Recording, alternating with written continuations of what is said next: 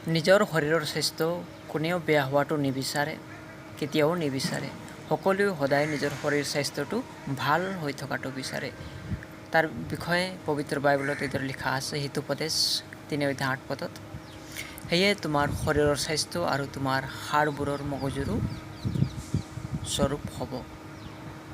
কাৰণ আজি মানৱ জাতি স্বাস্থ্য নহ'লে একো কৰিব নোৱাৰে। স্বাস্থ্য ভাল নহ'লে একো কৰিবই নোৱাৰে।